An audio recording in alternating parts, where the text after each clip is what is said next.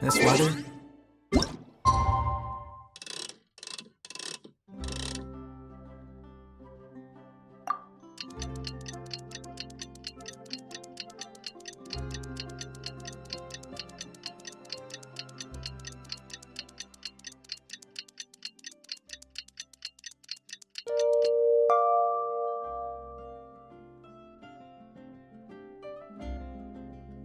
It's perfect.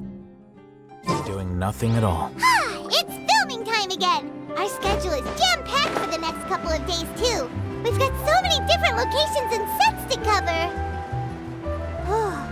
Anyway, let's head out and meet up with the others.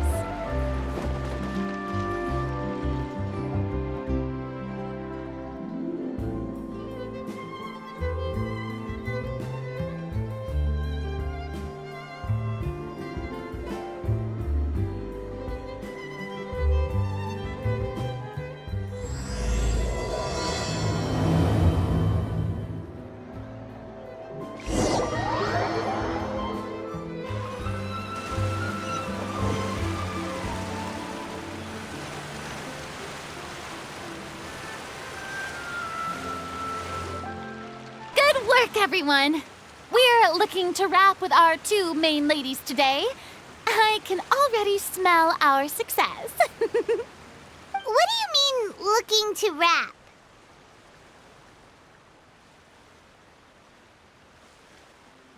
Oh, aren't you the expert now?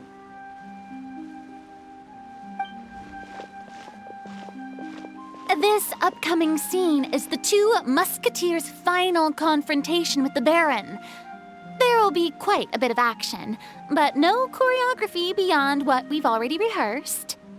Anyway, get ready. Lights, camera, action!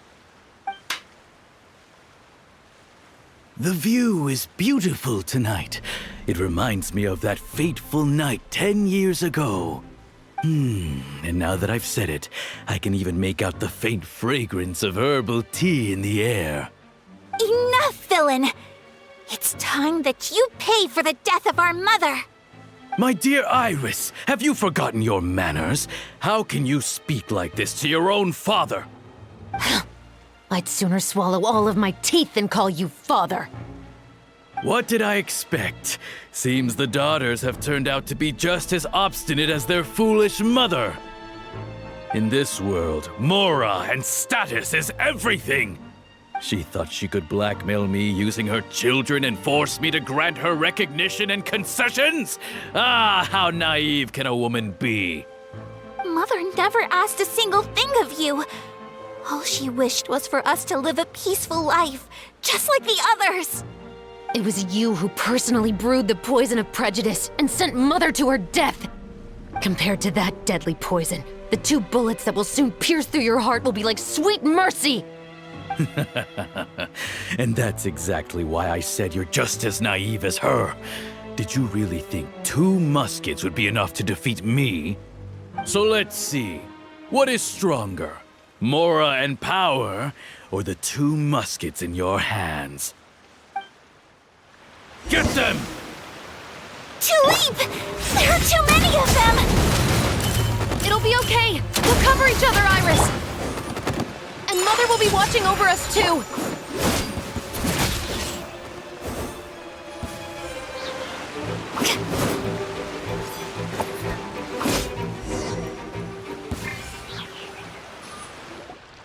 You've lost.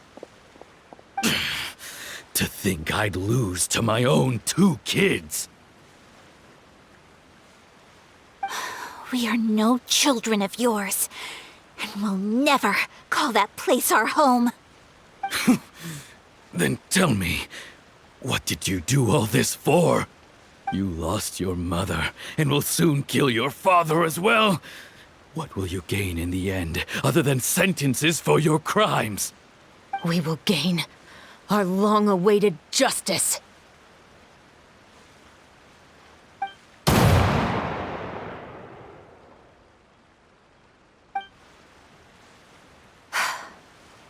It's over. Finally, it's over.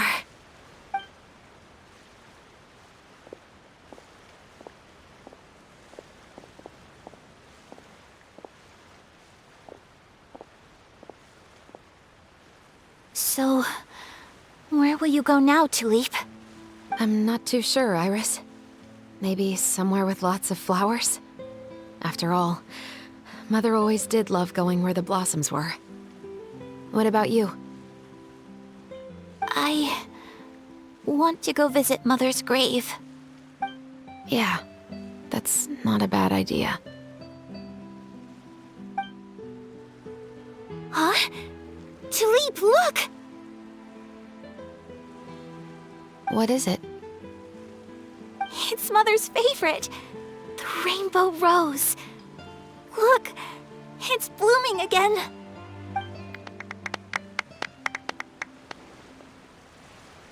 Excellent! That was beyond mesmerizing. Even I didn't expect this scene to go so well. And we got it in a single take. All right, everyone. We've got a wrap for Tulip and Iris. Congratulations, Ayaka and Chevreuse! Thank you.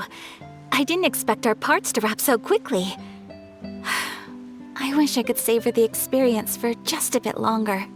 Paimon totally understands. Paimon's not ready to say goodbye to the clapperboard either. Filming has really been a lot of fun. You were great too, Chevreuse. The way you said, long-awaited justice. It gave Paimon chills. That is indeed my favorite line in the whole book. I still remember trying to act it out in my room the first few times I read it. Whoa, Paimon would have never guessed you're that type. Who doesn't like stories where the guilty are punished and justice prevails over evil? Don't forget, I'm the captain of the Special Security and Surveillance Patrol. Captain, I have something urgent to report. Please excuse me, everyone. I'll be back in just a moment. It's okay, don't worry about us.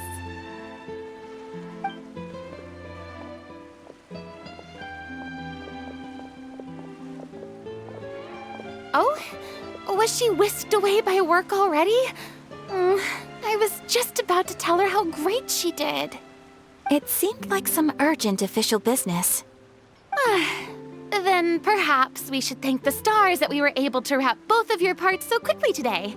Switching around the filming schedule would have been a real pain. Anyway, I actually came over to let everyone know that we're all done for today. You can go home and get some rest. And one last thing, Miss Ayaka. Your acting skills today were immaculate as always. Are you sure you won't consider taking up full-time acting? See, I just happen to know this great troupe that's still looking for a lead actress. Thank you for your kind words, Director Furina. Unfortunately, there are still many matters that I have to take care of back home at the Yashiro Commission. I cannot remain in Fontaine to pursue an acting career. Nevertheless, I will make sure to treasure this incredible opportunity in my heart. Oh, that's a shame. But I understand. Just let me know if you ever change your mind. I believe it's also about time for me to take my leave. But hopefully I'll see you on set over the next few days. Even though my part's wrapped, I'd still like to swing by and help out the crew. See you tomorrow, Traveler and Paimon. Yep, see you tomorrow. Well, what should we do next? Maybe we'll go investigate the case some more with Chevreuse today. Traveler, Paimon, please come with me. Huh? Where are we going? You could say that our ship has finally chanced upon one of those small, remote islands of intel.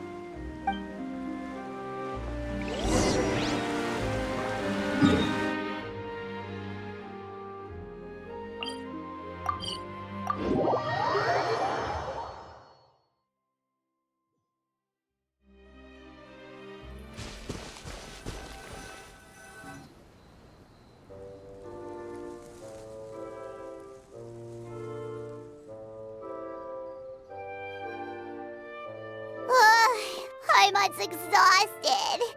Paimon definitely didn't expect having to float this far after a full day of filming. So, Chevreuse, why did you take us here? Affirmative. It wasn't anything conclusive, but it should show us a clear way forward. Have you ever heard of someone by the name of Emily? Oh, you mean that famous perfumer? She's a good friend of mine. She's lent me her aid several times in the past to resolve some difficult cases. After I discovered the rainbow rose at the scene of the murder, I sent it to her. After all, she's probably the foremost expert on flowers and scents in all of Fontaine. And then? There was nothing remarkable about the flower or the trace amounts of soil left on it. But according to Emily, the rainbow rose left by the killer was derived from a very rare cultivar. Huh. Paimon didn't know that there were different varieties of rainbow rose. Paimon just thought they grew everywhere in the wild. Flowers that are deliberately cultivated will always show some different features from those that bloom in the wild. We already knew that the rose left at the scene belonged to a special cultivar, but with Emily's expertise, we were able to pinpoint the place where it was first picked from. Oh, Paimon gets it now. So whoever first planted that rainbow rose was probably the killer. Precisely. And after we checked what we learned against some sales records from the past, we discovered that there's only one person in all of Fontaine who could grow and sell this specific cultivar. Really? And who is it? It's the novelist. But didn't you say he had an alibi? To be clear, I haven't changed my mind about him. I still don't think he was the one who pulled the trigger. However, that doesn't mean the true culprit never visited him at his home or never purchased a rainbow rose from his garden. Whatever the case, we will have to confirm a number of things with him. So you mean the next place we need to go is... Yes, we're going to pay him a visit at his home.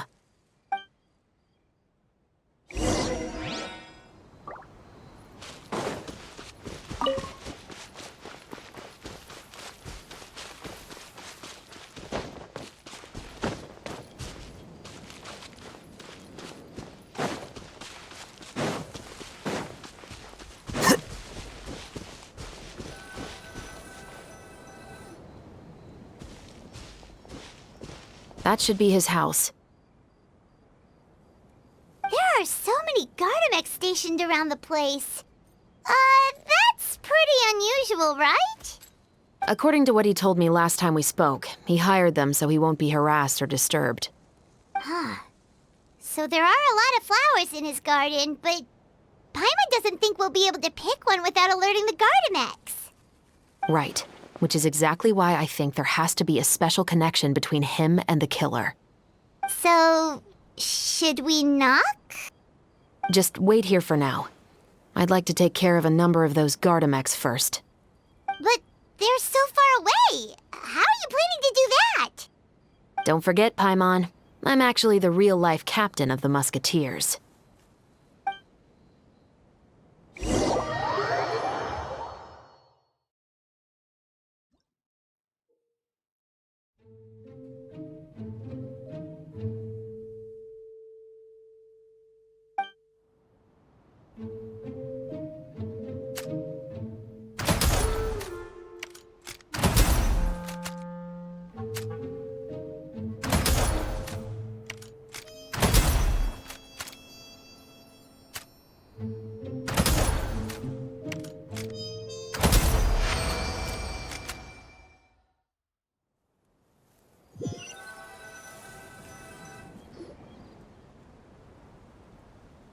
All clear.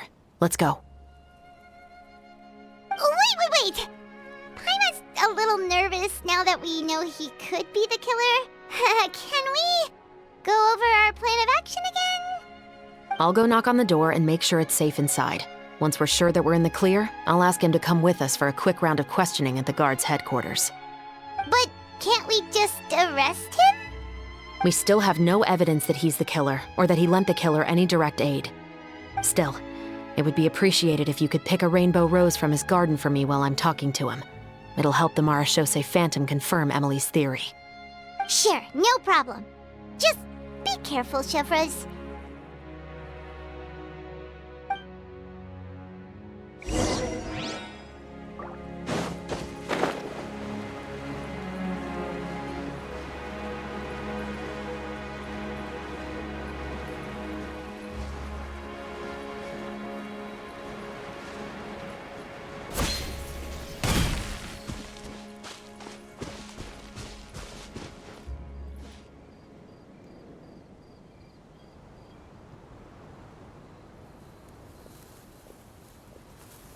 Excuse me, Mr. Baptiste, are you home?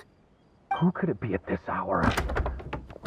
Oh, it's you, Officer Chevreuse. Would you mind accompanying me to the guard's headquarters, Mr. Baptiste?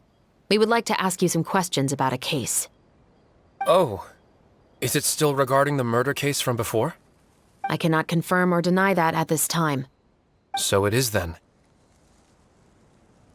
Listen, I need you to come with me, Mr. Baptiste. Miss Chevreuse, I'll save you the trouble. Oh, and you two over there? There's no need for you to pick my flowers either. It's not time for them to bloom yet.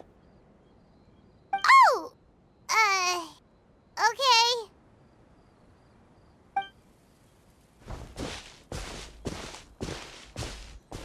By saving me the trouble, you mean... I will confess, I was the killer. Huh? He just admitted he's guilty! Please relax, everyone. I'm not armed. The musket you're looking for has been buried in my backyard. Then it's my responsibility to inform you, Mr. Baptiste, that everything you say right now will be used as evidence for the inevitable trial. Yes, I am perfectly aware of that.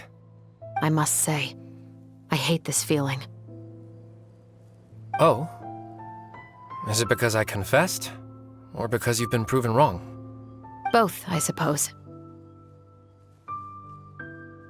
For the same reason as the one I wrote out in my novel, of course. I did it to exact revenge. I know you haven't figured out the link between the two of us. Had you done so, I'd have been taken away to the headquarters a long time ago. But that won't stop me from always remembering his grotesque face. After all, he was the one who killed my mother. Your mother is still healthy and well. You know, I was adopted as a child. I was referring to my birth mother. That was never recorded in the orphanage's records. Please forgive a 6-year-old child for concocting some lies to protect himself after watching his mother die right in front of him. So, your novel, it was like a record of your life? No, of course not. It was a work of fiction with many embellished parts.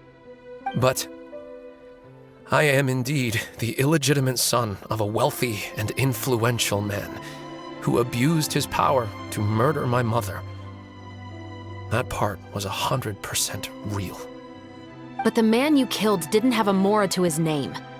He was a hired assassin, an irredeemable beast who sank his fangs into a defenseless woman just for a few bags of Mora. But if that's really the truth, you wouldn't be telling us any of this now. You still haven't managed to take revenge against your father, the true mastermind behind it all. I never thought I'd hear that kind of thing from the captain of the Special Security and Surveillance Patrol. I'm simply skeptical about your motives. It's simple, really. I've grown tired of everything and don't want to shoulder this burden anymore. You may have considered me too soft to pull the trigger. Well, as it turns out, you are exactly right. I've become overwhelmed by the aftermath of the murder. So you're going to call a stop to your revenge, just like that? The true mastermind is too rich and too powerful for me. I've accepted that I will never be able to avenge my mother alone. And so what? The characters in your book never gave up? Now, Officer Chevreuse, I'm the one who has killed a man, aren't I? Are you trying to convince me to commit another crime? What's your father's name? How do you plan to prove the veracity of all of your claims? Well, I'd like to speak with you privately. Sure. Why don't we speak privately at the guard's headquarters? No, it has to be here. I must ensure that we won't be overheard. Fine. Let's talk here. When I said won't be overheard, I meant by anyone. I would like to speak with you and you alone.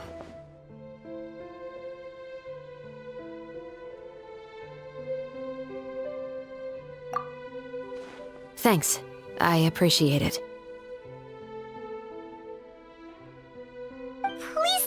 Chevreuse.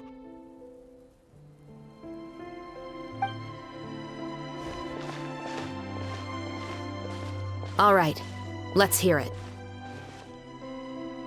Will you really believe what I'm about to say? Well, that depends on what you're going to tell me. Fair enough.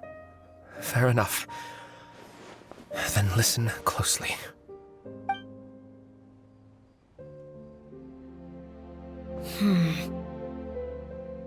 So that's how it's all connected.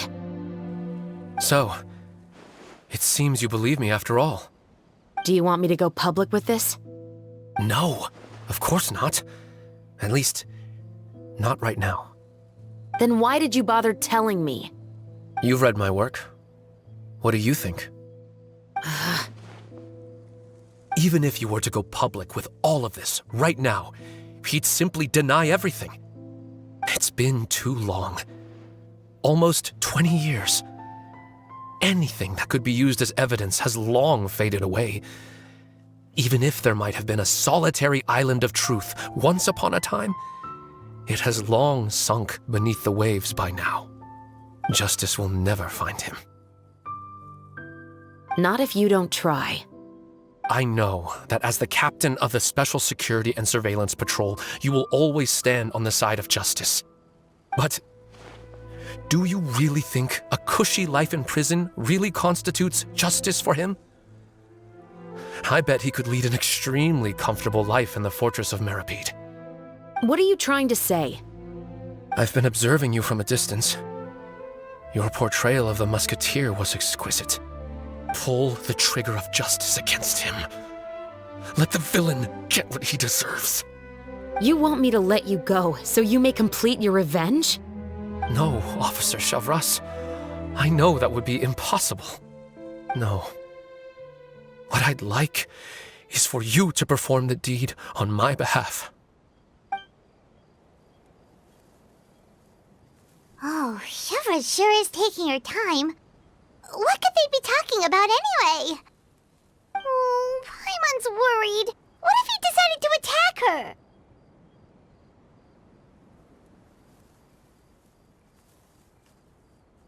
Oh, you do have a point. Still, do you have any idea who the rich person might be? And why the novelist doesn't want us to hear what he's saying to Chevreuse? Sorry to keep you waiting, you two. Hey, how did your talk go? I've already sent someone to escort Baptiste back to the headquarters for questioning. He wasn't lying about the musket. It was indeed buried in his backyard. But what about the name? Did he tell you the name of the rich guy? Yes, he did. But for now, I have to return to the Special Patrol. There are still a few loose ends I need to tie up.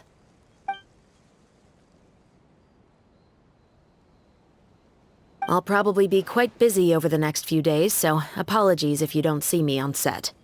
All right, Paimon understands if you can't tell us everything you know. We'll just keep an eye on the Steambird then. Actually, there's still something else I need your help with.